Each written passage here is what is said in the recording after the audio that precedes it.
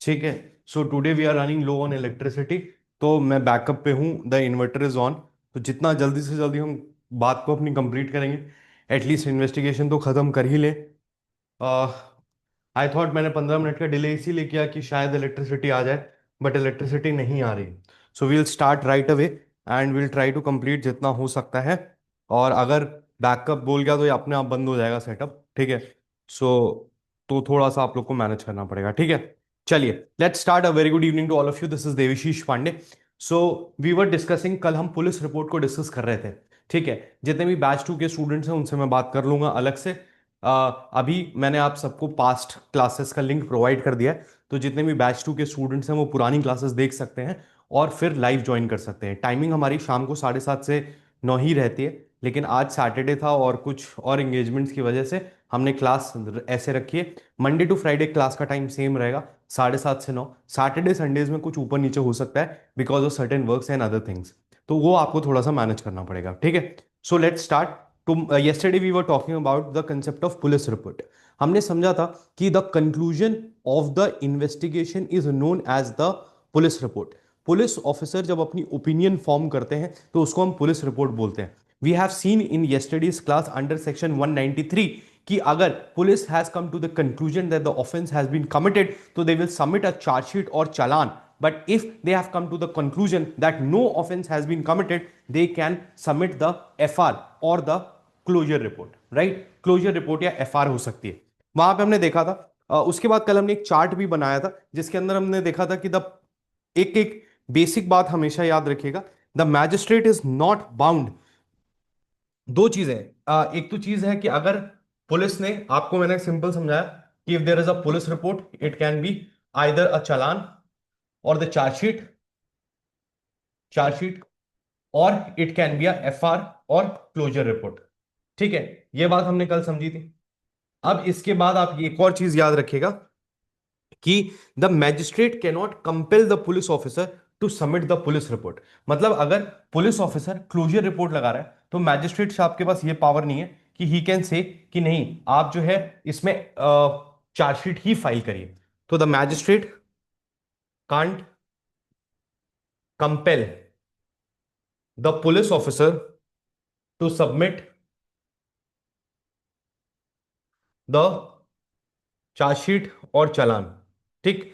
This was said in अभिनंदन झा, अभिनंदन Jha versus Dinesh Mishra. उसके बाद investigation to be completed without delay हमने देख लिया था। सेक्सुअल ऑफेंसेस की केस में विद इन 2 मंथ्स हमने देख लिया था। यहां पे एक नया प्रोविजन जो बीएनएसएस में ऐड हुआ है वो ये हुआ है कि if the police is investigating any case तो उन्हें 90 डेज पर, विद इन 90 डेज जो इंफॉर्मेंट या विक्टिम है उसको अपडेट करना पड़ेगा दैट इन्वेस्टिगेशन कहां तक पहुंची है, what actions have been taken by the police. They are very, मतलब ये सीआरपीसी में नहीं था, but now BNSS has added this provision that the police is bound to inform the informant और the victim about the action taken और about the investigation, कि भाई investigation में कहां तक उनको सफलता मिली है और क्या क्या चीजें वो कर रहे हैं, ठीक है। फिर हमने देखा था कि अगर पुलिस ने पुलिस रिपोर्ट फाइल की है, चार्जशीट फाइल की है या फिर चालान फाइल किया है तो ऐसी परिस्थिति में what are the options that are available for the magistrate, उसका चार्ट हमने पूरा बनाया था कल की क्लास में कि भाई अगर पुलिस ने चालान फाइल किया है, चार्जशीट फाइल की है, तो मैजिस्ट्रेट के पास ऑप्शन है कि वो कॉग्निजेंस ले सकते हैं, वो रिजेक्ट कर सकते हैं, ड्रॉप प्रोसिक्यूशन कर सकते हैं, फर्दर इन्वेस्टिगेशन ऑर्डर कर सकते हैं।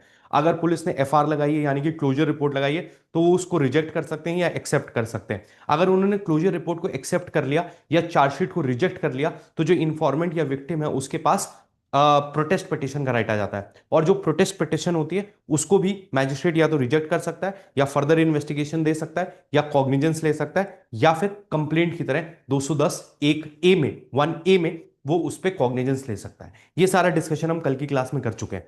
जिन्होंने नहीं देखा है वो रिकॉर्डेड देखेंगे तो उनको समझ में आएगा। आगे बढ़ते हैं। एक और प्रोविजन आता है that deals with further investigation.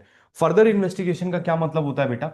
Further investigation का मतलब है, फर्दर इन्वेस्टिगेशन का मतलब है सिंपल भाषा में कि the police report has been filed, the magistrate has taken the cognizance and magistrate has started the inquiry और ट्रायल। उन्होंने इंक्वायरी और ट्रायल स्टार्ट कर दिया है। लेकिन पुलिस को कुछ और एविडेंस मिलते हैं या पुलिस के सामने कुछ नए फैक्ट्स आते हैं, तो पुलिस के पास राइट है to further investigate the case even after submitting the police report. तो पुलिस रिपोर्ट सबमिट करने के बाद if the police is doing the investigation, it is known as further investigation. ठीक बात है, फर्दर इन्वेस्टिगेशन। जो फर्दर इन्वेस्टिगेशन होती है, उस फर्दर इन्वेस्टिगेशन में जो भी एविडेंस मिले या जो भी कंक्लूजन आया, उसको जब हम सबमिट करते हैं तो उसको हम सप्लीमेंट्री पुलिस रिपोर्ट या सप्लीमेंट्री चार्जशीट या सप्लीमेंट्री रिपोर्ट बोलते हैं। क्या बोलते हैं? सप्लीमेंट्री, सप्लीमेंट्री पुलिस रिपोर्ट या सप्लीमेंट्री रिपोर्ट बोलते हैं। ठीक है, तो ये क्या होती है? ये फर्दर इन्वेस्टिगेशन का कंक्लूजन होता है। अब देखो, फर्दर इन्वेस्टिगेशन को लेके कई सारी चीजें आती हैं। सबसे पहली चीज तो आती है, जब हम सीआरपीसी को पढ़ते थे तो सीआरपीसी में ये लिखा था कि पुलिस के पास पावर तो होती ही है फर्दर इन्वेस्टिगेशन करने की, और वो बिना मैजिस्ट्रेट को बताए भी फर्दर इन्वेस्टिगेशन कर सकते हैं। लेकिन जुडिशियल प्रोप्राइटरी ये कहती है कि उनको मैजिस्ट्रेट को इन्फॉर्म करना चाहिए। बेसिकली अगर मैजिस्ट्रेट इंक्वायरी ट्रायल कर रहा है और आप फर्दर इन्वेस्टिगेशन कर रहे हो, तो आपको मैजिस्ट्रेट की परमिशन की जरूरत नहीं है, लेकिन आपको उनको इन्फॉर्म करना चाहिए ताकि डिस्पेंशन ऑफ जस्टिस जो है वो सही तरीके से हो सके। लेकिन बीएनएसएस ने एक नया पॉइंट जो ऐड किया है अंडर सेक्शन 193 फर्दर इन्वेस्टिगेशन के लिए, उन्होंने ये ऐड किया है कि अगर आप ड्यूरिंग इंक्वायरी फर्दर इन्वेस्टिगेशन कर रहे हैं तो आपको परमिशन की जरूरत नहीं है। लेकिन अगर आपकी जो फर्दर इन्वेस्टिगेशन है वो ट्रायल में मूव कर चुकी है, मतलब जब कोर्ट में ट्रायल शुरू हो गया है, अगर इंक्वायरी चल रही है तो आप विदाउट परमिशन कर सकते हैं। लेकिन अगर ट्रायल शुरू हो गया है तो ऐसी परिस्थिति में you have to take the permission of the court in order to conduct further investigation. तो अभी जो बीएनएसएस के अंदर लॉ है, that is very clear that if the police wants to conduct the further investigation they can do that, but without permission हो सकता है during the inquiry, and it can be done with the permission during the trial. तो trial के time पे further investigation में magistrate की permission की जरूरत है, और वो भी उसमें कहा गया है कि 90 डेज में आपको फर्दर इन्वेस्टिगेशन खत्म करनी है। इसका भी ट्रायल के दौरान जहां पे परमिशन ऑफ द कोर्ट से इन्वेस्टिगेशन हो रहा है, it has to be completed in 90 days unless this time is extended by the court. तो कोर्ट चाहे तो फर्दर इन्वेस्टिगेशन का टाइम एक्सटेंड कर सकती है, बट जनरल रूल इज कि अगर ट्रायल के दौरान आपकी फर्दर इन्वेस्टिगेशन चल रही है तो वो 90 डेज में खत्म होनी चाहिए, अगर कोर्ट के द्वारा एक्सटेंड नहीं किया गया। So these are the two provisions which have been added in the BNSS, जो कि आपके सीआरपीसी में नहीं थे। ठीक है, नहीं थे। लेकिन इसमें और कुछ केस लॉज हैं जो आपको पढ़ने हैं, वो मैं आपको फटाफट से लिखवा देता हूं। और ये फर्दर इन्वेस्टिगेशन आपको समझ में आ गया। फर्दर इन्वेस्टिगेशन के बाद एक और कंसेप्ट आता है जिसको हम बोलते हैं री इन्वेस्टिगेशन। क्या बोलते हैं? री इन्वेस्टिगेशन। री इन्वेस्टिगेशन किसी को थोड़ा सा समझ में आए तो बाद में रिकॉर्डेड भी देख लेना। द आइडिया इज, क्योंकि अगर इलेक्ट्रिसिटी नहीं आएगी तो आई हैव टू जो है कंप्लीट इट इन थोड़ा सा टाइम जल्दी में। तो मैं थोड़ा सा तेज हूं आज as compared to the other classes. But अगर आपको कोई पॉइंट नहीं समझ में आता तो आप हमेशा रिकॉर्डेड देख सकते हो। मैं जो बात कह रहा हूं वो पूरी है, वही मैं 2-3 बार रिपीट करता हूं जनरली, आज उसको एक ही 2 बार रिपीट कर रहा हूं। तो आप उसको रिकॉर्डेड देख लीजिएगा, नहीं भी समझ में आया तो कल की क्लास में पूछ लीजिएगा। द आइडिया इज कि we have shortage of time, पता नहीं कब वो इन्वर्टर बीप करने लगे, so that's why I am थोड़ा सा रशिंग। ठीक है, सो आपको ये बात समझ में आ गई। Now there is one more concept that is known as reinvestigation. देखो, री इन्वेस्टिगेशन का मतलब होता है डी नोवो इन्वेस्टिगेशन या फ्रेश इन्वेस्टिगेशन। मतलब इन्वेस्टिगेशन करने के बाद क्या हम ऑर्डर कर सकते हैं कि आप फिर से इन्वेस्टिगेशन करें? तो री इन्वेस्टिगेशन के लिए लॉ बिल्कुल क्लियर है कि जो मैजिस्ट्रेट या कोर्ट है उनके पास पावर नहीं है to order re investigation. Only the high court और the supreme court has the right within the inherent powers के अंदर उनके पास राइट है कि वो री इन्वेस्टिगेशन ऑर्डर कर सकते हैं या डी नोवो इन्वेस्टिगेशन ऑर्डर कर सकते हैं।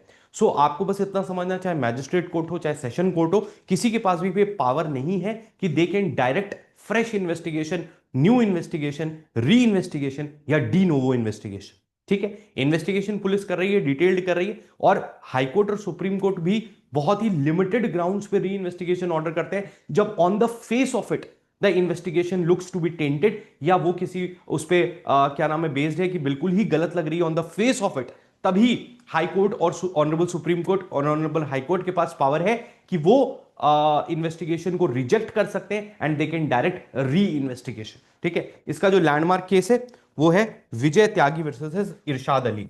Landmark case of re investigation, re investigation में एक ही केस है जो इंपॉर्टेंट है, that is Vinay Tyagi versus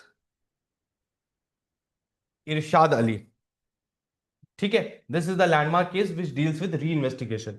magistrates के पास री इन्वेस्टिगेशन ऑर्डर करने की पावर नहीं है, ये बात इसी सेक्शन के अंदर कही गई थी। ठीक है, समझ में आया सबको? कहना है हियर यस और नो? ठीक है, yes sir. Okay sir great. हाँ पूछिए। इन्वेस्टिगेशन का प्रोविजन कौन सा है? किसका? सर री इन्वेस्टिगेशन का। री इन्वेस्टिगेशन का प्रोविजन नहीं है बेटा, मतलब it okay. Is not given directly in the bare act, but हम जब 193 को पढ़ते हैं with reference to the police report, क्योंकि वहां पे इन्वेस्टिगेशन कंप्लीट हो गई है, तो उस कंटेक्स्ट में हम इस कंसेप्ट को पढ़ते हैं, but it is not given directly in any of the provisions of the BNSS और सीआरपीसी। Okay sir. ठीक है, दो दो तीन चीजें और लिख लेना। प्रोटेस्ट पिटिशन से रिलेटेड भी दो तीन केसेस हैं जो आपको याद रखने हैं। Again protest petition is also a point जो कि बीएनएसएस या सीआरपीसी में मेंशन नहीं था, बट जो प्रोटेस्ट पिटिशन का लॉ है सारा सारा वो आया है Bhagwant Singh versus commissioner of police से। So this has completely explained कि प्रोटेस्ट पिटिशन क्या होती है। तो बेसिकली क्या होता है, मैं आपको शॉर्ट में समझाऊं तो, when the magistrate decides not to take cognizance on the chargesheet filed by the police, or the magistrate decides to take cognizance on the FR or the closure report, in that situation it is the duty of the court to inform the informant or the victim कि हम आपकी जो FIR थी या जो भी आपकी police report आई है उसमें हम कॉग्निजेंस नहीं ले रहे हैं। जब उस इंफॉर्मेंट या विक्टिम को ये इंफॉर्म किया जाता है, then he has a right to file a protest petition. तो ये बात जो है ये Bhagwant Singh versus commissioner of police में डिटेल में समझाई गई थी। इसके बाद हमने देखा था कल भी हमने देखा था फोर्थ पॉइंट में जब हमने चार्ट बनाया था कि protest petition can be treated as a complaint. तो the protest petition can be treated as a complaint. ये बात कहां कही गई है? ये कही गई है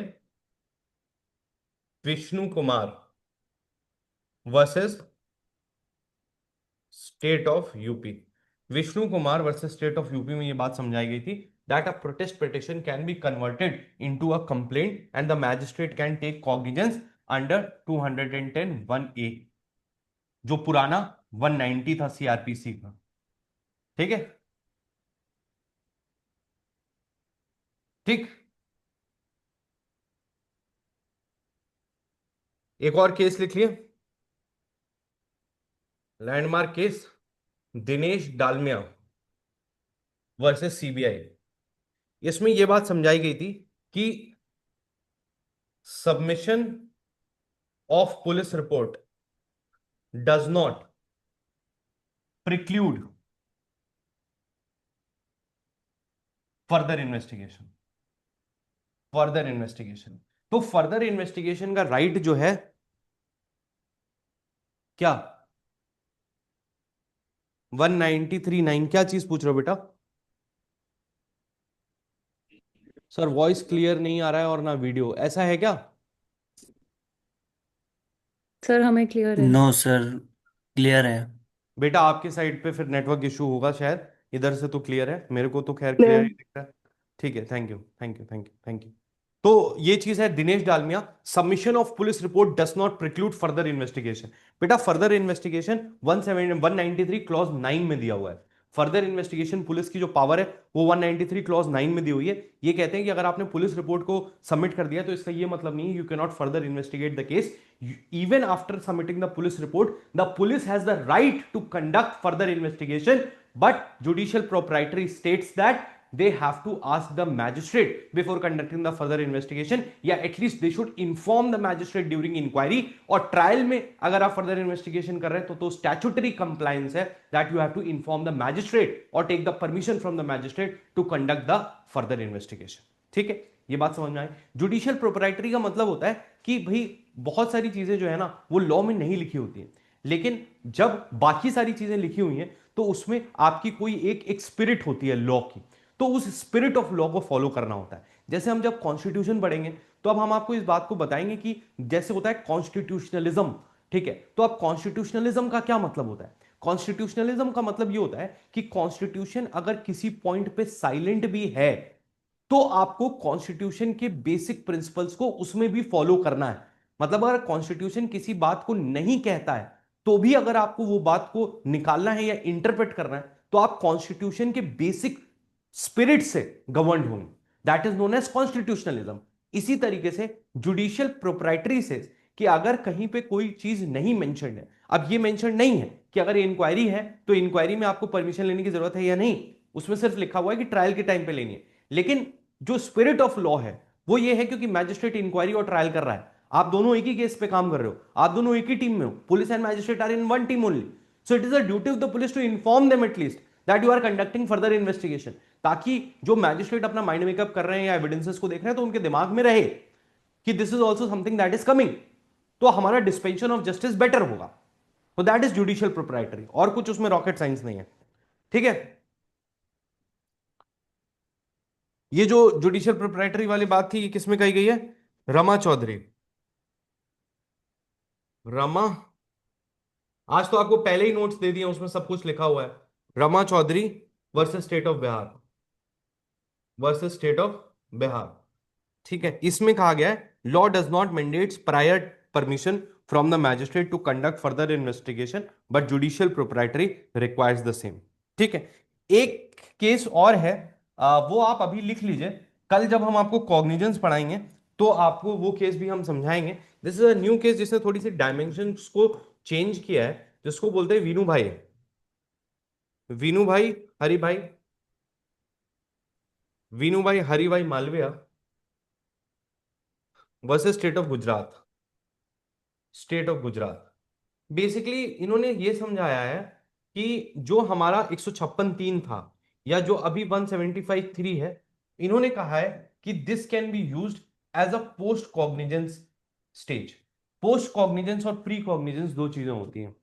पोस्ट कॉग्निजेंस और प्री कॉग्निजेंस का मतलब होता है, कल वैसे हम कॉग्निजेंस पढ़ाएंगे तो आपको ये बेहतर तरीके से समझ में आएगा, बट प्री कॉग्निजेंस का मतलब होता है कि मैजिस्ट्रेट के कॉग्निजेंस से पहले, मतलब मैजिस्ट्रेट के पुलिस रिपोर्ट पे कॉग्निजेंस लेने से पहले वो कौन से ऑर्डर्स कर सकते हैं। तो अभी तक ये माना जाता था कि 175(3) जो है, जो 156(3) था सीआरपीसी में, वो एक प्री कॉग्निजेंस स्टेट है। मतलब मैजिस्ट्रेट की जो पावर है to order investigation, to order investigation, that is a power. Hello, yes, yeah, but right now I'm in a class, I'll call you back in some time. सो ये जो कहा जाता था पहले, वो ये कहा जाता था कि it is a pre cognizance stage का ऑर्डर, बट वीनू भाई केस ने समझाया कि it can be used in post cognizance also. तो इसका ये मतलब है कि अगर मैजिस्ट्रेट साहब ने कॉग्निजेंस ले भी लिया है तो भी वो भी फर्दर इन्वेस्टिगेशन ऑर्डर कर सकते हैं, या जैसे चार्जशीट पे उन्होंने कॉग्निजेंस नहीं लिया, कंप्लेंट वगैरह पे लिया, तो उसके बाद भी वो इन्वेस्टिगेशन ऑर्डर कर सकते हैं बाय वर्च्यू ऑफ 175 क्लॉज 3। तो इस केस को आप याद रखिएगा, कल जब हम कॉग्निजेंस पढ़ाएंगे तो आपको ये बात समझाई जाएगी, ठीक है। ये बात आपको समझ में आ गई? तो यहां पे आपका पुलिस रिपोर्ट का जो कंसेप्ट है वो कंप्लीटली खत्म हो जाता है। These are the important cases. उसके अलावा एक बार आप पढ़ लीजिएगा, उसमें नेम, ऑफेंस और बाकी सारी चीजें भी मेंशन की जाती हैं पुलिस रिपोर्ट में, सो दैट इज कंप्लीटली फाइन, वो आप पढ़ सकते हैं। अब 193 के बाद एक छोटा सा कंसेप्ट और बचता है इन्वेस्टिगेशन के चैप्टर में, that is section number 194, 195 and 196, that deals with inquest proceedings. किससे डील करता है? Inquest proceedings.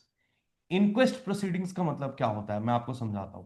बेसिकली इंक्वेस्ट का मतलब होता है जब किसी व्यक्ति की डेथ हो जाती है तो उसका एग्जामिनेशन या उसकी रिपोर्ट या उसका इन्वेस्टिगेशन। तो ये जो चैप्टर चैप्टर तो नहीं बल्कि बंच ऑफ 3 सेक्शंस है that deals with inquest proceedings. Inquest proceedings का मतलब होता है कि किसी भी पुलिस की ज्यूरिसडिक्शन में कोई भी अगर डेथ कॉज होती है जिसमें कोई सस्पिशन होता है ऑफेंस का, या कोई सुसाइड है, या किसी एनिमल या मशीनरी, अभी मैं एसेंशियल्स लिखवाऊंगा, तो उससे कोई डेथ हुआ है, तो ऐसी परिस्थिति में एक रिपोर्ट बनाई जाती है पुलिस के द्वारा जिसको हम इंक्वेस्ट रिपोर्ट कहते हैं। अब यहां पे ओवरप्ले क्या होता है कि कई बार एग्जीक्यूटिव मैजिस्ट्रेट्स को भी पावर दी गई है और कुछ कुछ जगहों पे जुडिशियल मैजिस्ट्रेट को भी पावर दी गई है कि वो इंक्वेस्ट प्रोसीडिंग्स कर सकते हैं। इंक्वेस्ट प्रोसीडिंग्स का एक ही ऑब्जेक्ट होता है कि एपरेंट कॉज ऑफ डेथ पता चले। द आइडिया है इज कि जब भी किसी व्यक्ति की डेथ होती है तो उसके शुरुआत के समय जो 24 घंटे 48 घंटे होते हैं उसमें हम उसकी बॉडी से एविडेंस कलेक्ट कर सकते हैं, या एटलीस्ट उस जगह पर जाके हम एविडेंस कलेक्ट कर सकते हैं कि क्या चीज हो रही है। हेलो जी। नहीं, बस बस बस, मैं आता हूं। पन ठीक है, ठीक है। So the idea here is कि आप अपरेंट कॉज ऑफ डेथ को देखते हैं ताकि आपको एविडेंस मिल सके और ताकि आपको जो है इन्वेस्टिगेशन में मदद मिल सके। सो 194, 195 and 196 talks about the same thing. ठीक है, तो आइए देखते हैं सबसे पहले 194 क्या कहता है। ठीक है, तो 194 इंक्वेस्ट प्रोसीडिंग्स में क्या बात करता है, देखिएगा जरा। सेक्शन 194, सेक्शन 194 क्या बात करता है? Section 194 talks about when the police, for the purpose of investigation, tries to find the apparent cause of death. Apparent cause of death. Apparent का मतलब क्या होता है? On the face of it और the prima facie case. ठीक है, इसमें authority कौन कौन है, मतलब कौन कौन से ऑफिसर इंक्वेस्ट प्रोसीडिंग्स को कंडक्ट कर सकते हैं? तो officer incharge of police station और other police officer who are specifically empowered by the state government. ठीक बात है। अब किन किन केसेस में ये इंक्वेस्ट की जाती है? तो इंक्वेस्ट के लिए क्या क्या चीज चाहिए? इंक्वेस्ट प्रोसीडिंग पुलिस के द्वारा हो रही है। ठीक है, if a person has committed suicide, अगर किसी व्यक्ति ने सुसाइड किया, ठीक है, उसके बाद if any person is killed by another person, किसी अन्य व्यक्ति के द्वारा, बेसिकली कल्पेबल होमोसाइड। ठीक है, culpable homicide, I guess battery जवाब दे रही है, बाय एनिमल और मशीनरी और एक्सीडेंट, मशीनरी और एक्सीडेंट। ठीक है, या फिर इस तरीके से डेथ हुई है that there is a reasonable suspicion that any offence has been committed.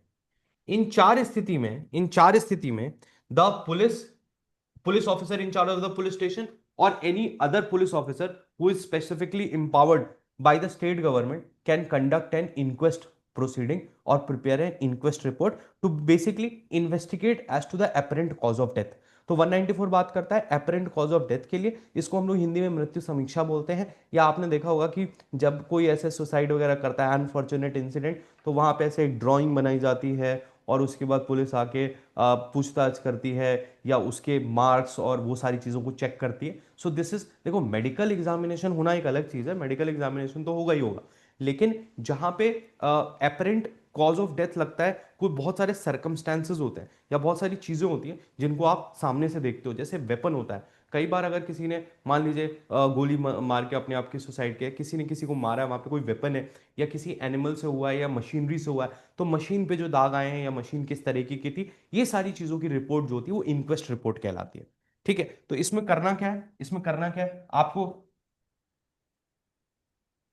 ये पता चल गया कि पुलिस ऑफिसर जो है वो कर सकते हैं, police officer in charge of the police station, other officers, ये सबसे पहले क्या करेंगे? Inform the nearest executive magistrate और फिर they will proceed to the spot, proceed to the spot, proceed to the spot, और वहां पे टू और मोर रिस्पेक्टेबल मेंबर्स को लेके उनको विटनेस बनाएंगे। ठीक है, उनको विटनेस बनाएंगे। ठीक है, विटनेस बनाने के बाद इन्वेस्टिगेशन करेंगे as to the apparent cause of death. एक काम करते हैं, अपने पास नोट्स तो है ही है ना, तो थोड़ा सा आपके पास नोट्स हैं तो आप नोट को देख के पढ़िए। ठीक है, मैं इससे नहीं बताता हूं, तो अपन ये टॉपिक कम से कम कंप्लीट कर लेंगे because this takes a lot of electricity. ठीक है, तो मैंने आपको समझाया कि 194 कह रहा है कि अगर कोई पुलिस ऑफिसर है, कोई भी officer in charge of the police station है, या फिर कोई अदर पुलिस ऑफिसर है who has been specifically empowered by the state government, तो वो इन चार स्थिति में, if a person has committed suicide, killed by another person, animal और मशीनरी और एक्सीडेंट, या फिर किसी भी ऐसी स्थिति में उसकी डेथ होती है that there is a reasonable suspicion that any offence has been committed, so the police officer क्या करेगा, सबसे पहले नियरेस्ट एग्जीक्यूटिव मैजिस्ट्रेट को इन्फॉर्म करेंगे, और इन्फॉर्म करने के बाद they will proceed to the spot. जब स्पॉट पे पहुंचेंगे तो दो या दो से अधिक रिस्पेक्टेबल मेंबर्स के द्वारा वो उनको विटनेस बनाएंगे और उसके बाद इन्वेस्टिगेशन करेंगे। अब इन्वेस्टिगेशन में आइडिया क्या है, सिर्फ और सिर्फ एपरेंट कॉज ऑफ डेथ निकालना, ठीक है। तो उसके लिए they might describe the wounds, fractures, mark, weapons etcetera, इन सब की एक लिस्ट बनाएंगे और उसको खुद भी साइन करेंगे और विटनेसेस से भी काउंटर साइन कराया जाएगा। और ये जो रिपोर्ट होगी ये आप डीएम और एसडीएम को 24 आवर्स में भेजेंगे, ठीक है। तो अब ये तो है 194 का पार्ट 1। अब ये था जनरल सर्कमस्टेंस। जनरल सर्कमस्टेंस का मतलब किसी भी व्यक्ति की अगर डेथ होती है तो पुलिस जो है, पुलिस ऑफिसर, पुलिस स्टेशन और एसएचओ या फिर कोई और police officer specifically empowered bye the state government inquest करता है। ये 194 का पार्ट 1 था। पार्ट 2 बात करता है स्पेशल सर्कमस्टेंसेस की। स्पेशल सर्कमस्टेंसेस का मतलब होता है कि मान लीजिए there is a suicide by a women within 7 years of her marriage, या फिर there is a death of the women within 7 years of marriage and there is a reasonable suspicion of the offence, इसका मतलब dowry death, या फिर death of a women within 7 years of marriage और उसके relatives request करते हैं to conduct the inquest, और there is any doubt as to the cause of death कि किस तरीके से डेथ हुई है, दैट इज नॉट क्लियर। मतलब लग तो सुसाइड रहा है लेकिन सुसाइड हुआ नहीं है, there is actually a murder जिसको आपने बाद में सुसाइड बना दिया है, और other reasons to be recorded by the police officer. ऐसी परिस्थिति में क्या होगा, वो सबसे पहले क्या करेंगे, बॉडी को फॉरवर्ड करेंगे to the nearest civil surgeon या अदर क्वालिफाइड मेडिकल प्रोफेशनल कि इसका एग्जामिनेशन हो। और यहां पे जब इस तरह के केसेस होते हैं तो डीएम, एसडीएम या एग्जीक्यूटिव मैजिस्ट्रेट स्पेसिफिकली एम्पावर्ड भी जो है इनके साथ इंक्वेस्ट प्रोसीडिंग्स कर सकते हैं। इसका मतलब इन एडिशन और इन प्लेस ऑफ पुलिस क्या कर सकते हैं, डीएम, एसडीएम या एग्जीक्यूटिव मैजिस्ट्रेट भी इसकी इंक्वायरी करते हैं। तो इसका मतलब इसके दो पार्ट हो गए। एक हो गया रेगुलर कोई इंसान मरा, किसी भी एक्सीडेंट से मर सकता है, वो भी एक अनफॉर्चुनेट चीज है, बट वहां पे पुलिस को पावर दी गई है इंक्वेस्ट करने की। लेकिन जब किसी विमेन के साथ, who is a married women, 7 साल के अंदर सुसाइड होती है या डेथ होती है, या कोई ऐसा किसी का भी, देखो चौथे क्लॉज में कोई भी आ सकता है, any doubt as to the cause of death, वो किसी की भी हो सकती है, मेल फीमेल, बच्चे बड़े बूढ़े किसी की भी हो सकती है, और other reasons to be recorded in writing, तो डीएम, एसडीएम या एग्जीक्यूटिव मैजिस्ट्रेट भी इन एडिशन टू दैट वो कर सकते हैं क्या, इन्वेस्टिगेशन, ठीक है। 195 तो कुछ भी नहीं है। 195 बोलता है पुलिस के पास पावर है टू समन। जब भी इंक्वेस्ट प्रोसीडिंग्स है, किसी से कुछ पूछना है, मान लीजिए अब एक मशीनरी से कट के एक आदमी मर गया, बहुत ही अनफॉर्चुनेट डेथ, तो ऐसी परिस्थिति में उस फैक्ट्री के मालिक को बुलाया जा सकता है, ऑपरेटर्स को बुलाया जा सकता है, मशीन को जो संभालते हैं उनको बुलाया जा सकता है, in order to get an understanding why the death has caused, apparent cause of death क्या था, या अगर किसी महिला की डेथ हुई है with in marriage, with in 7 years of marriage, उसके रिलेटिव्स को बुलाया जा सकता है, husband, father in law, mother in law, sister in law और ब्रदर इन लॉ, और उसके पेरेंट्स को बुलाया जा सकता है, सबको बुलाया जा सकता है for the purpose of conducting the inquest. तो सेक्शन 195 पावर देता है पुलिस को that they can summon anybody, जैसे कि वो पुराने केसेस में समन कर रहे थे उस तरीके से ही कर सकते हैं, ठीक है। उसके बाद 196 जो है वो आपके लिए थोड़ा सा इंपॉर्टेंट है। बेसिकली 194 में ही वो ये कहते हैं कि जो जो पावर्स हमने डीएम, एसडीएम और एग्जीक्यूटिव मैजिस्ट्रेट को इंपावर किया था, यहां पे 196 कहता है कि उनके द्वारा इंक्वायरी कंडक्ट की जा सकती है। मतलब ये दोनों साथ में पढ़े जाते हैं, 194, 196, इनकी क्यूमुलेटिव रीडिंग वही है। ये कहता है 194 के क्लॉज 3 के 1 एंड 2, यानी कि suspicion, suicide by the women within 7 years of marriage और रीजनेबल सस्पेशन ऑफ ऑफेंस अगर 7 साल में हुआ है तो इन दोनों केसेस में जो नियरेस्ट मैजिस्ट्रेट होगा वो क्या नाम है, इंक्वेस्ट करेगा, और 194(1) में जो भी एम्पावर्ड है वो इंक्वेस्ट करेगा। बट ये उतना इंपॉर्टेंट नहीं, आप बस इतना समझो कि शॉर्ट में आप इतना समझो कि अगर मैरिज के 7 साल के अंदर डेथ हुई है किसी महिला की, तो एग्जीक्यूटिव मैजिस्ट्रेट इंक्वेस्ट करेगा पुलिस के साथ, या फिर उसकी डेथ हुई है या सुसाइड हुई है with in 7 years of marriage, तो आप एक एग्जीक्यूटिव मैजिस्ट्रेट से इन एडिशन और इन ल्यू ऑफ, मतलब दोनों में से कोई एक या दोनों मिलके इंक्वेस्ट करेंगे। इंपॉर्टेंट जो है वो इसका सेकेंड क्लॉज है, क्योंकि सेकेंड क्लॉज बोलता है एक एक्सेप्शनल चीज के बारे में कि अगर किसी भी व्यक्ति का डिटेंशन कोर्ट के द्वारा ऑथराइज किया गया था, इसका मतलब if anybody is in the police custody और इन जुडिशियल कस्टडी, चाहे वो जेल में है या लॉकअप में है, और ऐसे व्यक्ति के साथ या तो उसकी डेथ हो जाती है, डाइज और डिसअपियर्स, मतलब वो गायब हो जाता है, या फिर कोई महिला जो कि हु वाज इन जेल और इन पुलिस कस्टडी, उसके साथ रेप कमिट होता है। तो ऐसी परिस्थिति में जब आप सीआरपीसी को पढ़ते थे तो सीआरपीसी में जुडिशियल मैजिस्ट्रेट या मेट्रोपॉलिटन मैजिस्ट्रेट को बोला गया था कि मैंडेटरी था कि वो इस पे एक इंक्वेस्ट रिपोर्ट करे in addition what the police is doing. ठीक है, ये सीआरपीसी में था। लेकिन जो बीएनएसएस है इसमें सिर्फ मैजिस्ट्रेट लिखा हुआ है, लेकिन इसमें आगे क्लैरिफिकेशन में लिखा हुआ है कि मैजिस्ट्रेट और मतलब जुडिशियल और एग्जीक्यूटिव दोनों के में से कोई भी चाहे तो इस मैटर की इंक्वेस्ट रिपोर्ट करना मैंडेटरी है। तो यहां पे सिर्फ इतना याद रखना है आपको कि इफ अ पर्सन डाइज और डिसअपियर्स और a rape has been alleged against a women in the custody provided by law, तो in that case the executive magistrate और the judicial magistrate in addition to the inquest by the police वो करते हैं। Basically इसमें judicial magistrate करते हैं, क्योंकि अगर जेल में हुआ है या पुलिस कस्टडी में हुआ है तो सीआरपीसी तो क्लियर था, जुडिशियल मैजिस्ट्रेट फर्स्ट क्लास या मेट्रोपॉलिटन मैजिस्ट्रेट को बोलता था। लेकिन अभी बीएनएसएस में सिर्फ मैजिस्ट्रेट शब्द का यूज किया गया है, जुडिशियल मैजिस्ट्रेट और एग्जीक्यूटिव मैजिस्ट्रेट हटा दिया गया है, बट लॉ स्टैंड वही करता है मोर और less that they can be it can be done. What is important is कि अगर पुलिस कस्टडी में या जुडिशियल कस्टडी में ऐसा हुआ है तो जुडिशियल मैजिस्ट्रेट और एग्जीक्यूटिव मैजिस्ट्रेट के द्वारा होना चाहिए।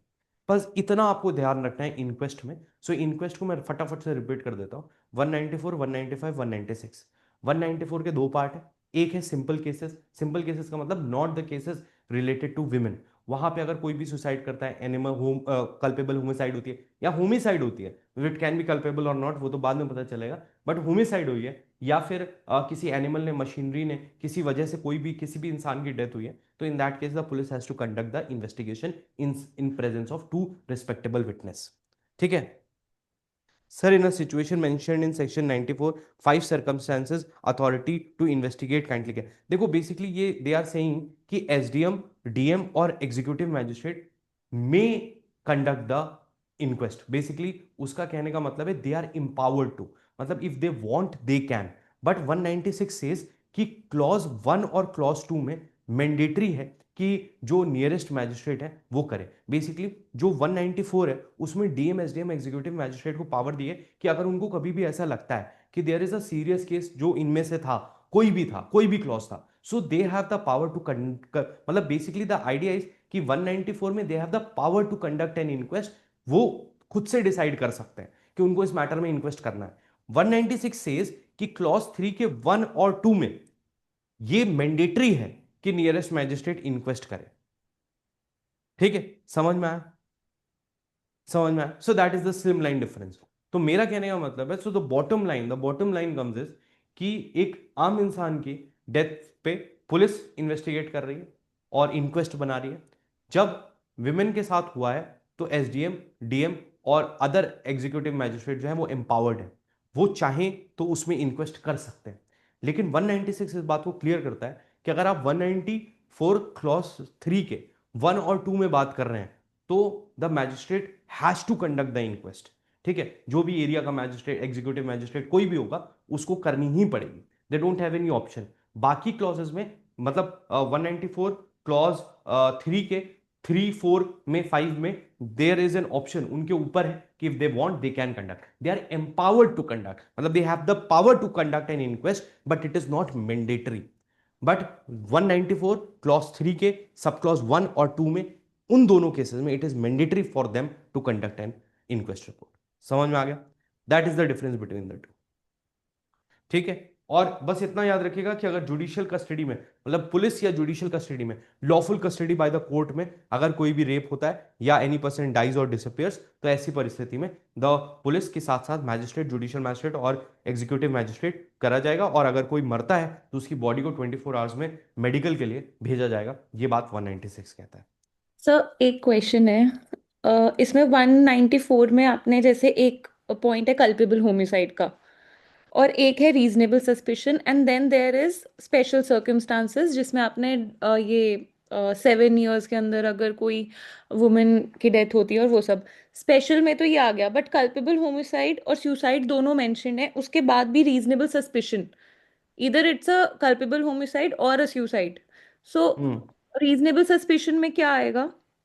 रीजनेबल सस्पेशन में जैसे एक्सीडेंट है, ठीक है, तो अब एक्सीडेंट में जानबूझ के एक्सीडेंट किया गया है कि या धोखे से हुआ है। मूवीज में देखते हो ना, वो ट्रक एक गली में खड़ा रहता है, जैसे ही उसको फोन आता है ये लोग यहाँ से निकल चुके हैं, सीधा जाके मार देता है, ठीक है, उसमें मर जाता है इंसान।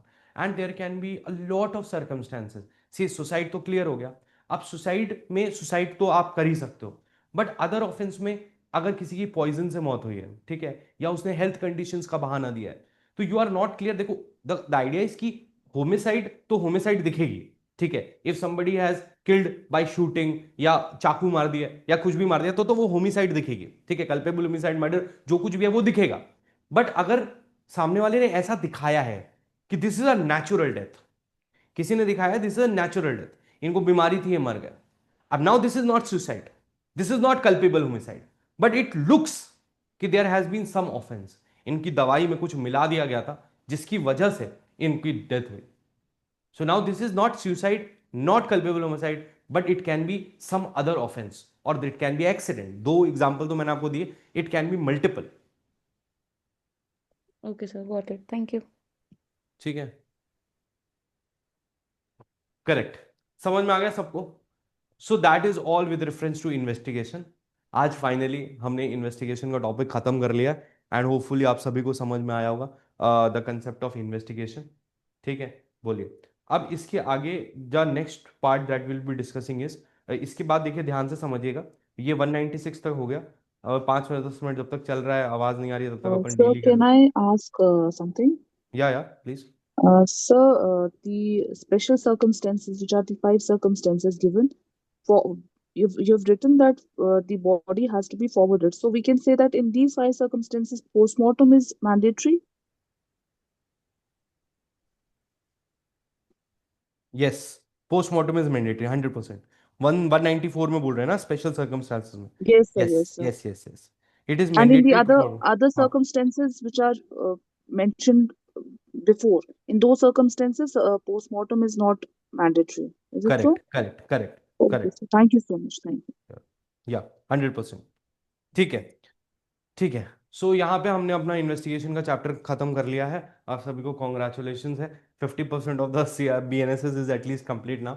नाउ मतलब नाउ नथिंग इज डिफिकल्ट। अब इसके आगे the law is very simple, ठीक है। और जिसको यहाँ तक समझ में आ गया, जिसको 182 समझ में आ गया, जिसको 190 समझ, 194 सारे ही समझ में आ गए, जिसको 60 डेज 90 डेज डिफॉल्ट बेल समझ में आ गया, पुलिस रिपोर्ट समझ में आ गया, 187 समझ में आ गया, 182 समझ में आ गया, 181 समझ में आ गया, तो उसको फिर अब और कुछ दिक्कत नहीं आएगी, ठीक है। So the law is very simple now. So now we are moving into a very relaxed zone, that is with reference to other things, ठीक है। तो अब the next topic that we will be discussing, एक छोटा सा topic 196 के बाद आता है, that is with reference to jurisdiction, ठीक है। अगर आप चाहोगे तो मैं आपको ज्यूरिसडिक्शन के इंपॉर्टेंट सेक्शंस बता दूंगा, बट मैं आपको ज्यूरिसडिक्शन का एक नियम बताता हूँ, ठीक है। देखो, जैसे आप सिविल केसेस में पढ़ते हो, तो सिविल केसेस में you see, when you talk about CPC, you see कि भाई where the property is situated, where the defendant resides, works for gain, carries on business, multiple jurisdiction, XYZ things. But when you come to criminal law, तो criminal law में jurisdiction का लड़ाई नहीं है, ठीक है। If ever you get any question, multiple choice question on jurisdiction, तो आपको बस ये समझना है कि BNSS के अंदर या CRPC के अंदर भी सब जगह ज्यूरिसडिक्शन बनती है, ठीक है। So the classic example goes कि अगर आप कश्मीर से कन्याकुमारी तक एक ट्रेन में जा रहे हैं और उस ट्रेन में आपका पिक पॉकेटिंग हो जाता है, कंसिडरिंग रेलवे पुलिस और रेलवे इन्वेस्टिगेशन अलग है, कंसिडरिंग कि वो नहीं है और पुलिस स्टेशन में ही रिपोर्ट होती है। वैसे तो अगर रेलवे में कुछ चोरी होती है तो you'll go for the railway police, और वो फिर इंटर्न पुलिस स्टेशन को भेजते हैं, बट एक प्रिजम्पशन लेते हैं। तो अगर आप कश्मीर से कन्याकुमारी तक जा रहे हैं और बीच में आपकी पिक पॉकेटिंग हो जाती है, तो जहां जहां आपकी ट्रेन गई है कश्मीर से लेकर कन्याकुमारी तक, सब जगह आपकी ज्यूरिसडिक्शन बनती है और आप कहीं भी सूट को फाइल कर सकते हैं। तो ये जो ज्यूरिसडिक्शन है, जनरली हम लोग इसको इसलिए नहीं पढ़ते हैं क्योंकि इसको आप मतलब सेल्फ स्टडी कर सकते हो। Everywhere the jurisdiction is made, everywhere the any part of the offence has been done, offender has ran away, कहीं पे कुछ भी है, सब जगह पे jurisdiction बनती है। बट ट्राई ये किया जाता है टाइम एंड अगेन, मैंने आपको पहले भी बताया है कि जिस जगह ऑफेंस का मेन पार्ट हुआ है वहां पे ही आप jurisdiction बनाएं। उसका कारण ये होता है कि it is easy to find evidence, it is easy to call the witnesses, and it is easy to investigate the case if you have filed an FIR at a place where the majorly the offense has been committed, but you have the right to file it anywhere। ठीक है, तो ये जो next chapter है अपना jurisdiction का, उसमें आपको ये बात समझनी है। एक काम करेंगे, jurisdiction से जो मतलब जो मेन मेन चीजें हैं वो आपको बता देंगे, बट इसका ऑब्जेक्ट सिर्फ यही है। जैसे आप 203 देखोगे तो उसमें बोलता है जर्नी और वॉयज के बारे में, तो ये this can be taken anywhere. और एक छोटी सी बात आती है कि अगर दो जगह पे FIR रजिस्टर हो गई या एक से ज्यादा जगहों पे FIR रजिस्टर हुई है and you have to decide कि ट्रायल कहां पे होगा, तो the high court will take the decision if all the courts are under that high court. If the courts are within different jurisdictions of the high courts, तो जिस high court की jurisdiction में सबसे पहले case file हुआ था वहां की हाई कोर्ट डिसाइड करेगी कि कहां पे इन्वेस्टिगेशन, इंक्वायरी और ट्रायल होना है।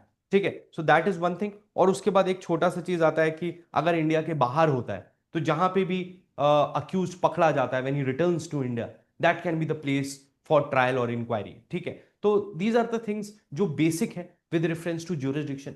jurisdiction का कंसेप्ट बहुत सिंपल है, but if you still want then I will bring in next class 4 to 5 sections, और उस पर आपको नोट्स भी दे दूंगा। बट जो बेसिक लॉ है with reference to jurisdiction, that's very wide when it comes to BNSS, तो उसमें अपने को चिंता नहीं है। ठीक है, तो नेक्स्ट क्लास अपन कल कर सकते हैं। ठीक है, कल शाम को ही क्लास कर सकते हैं सेम टाइम पे, मतलब सेम टाइम पे भी कर सकते हैं। और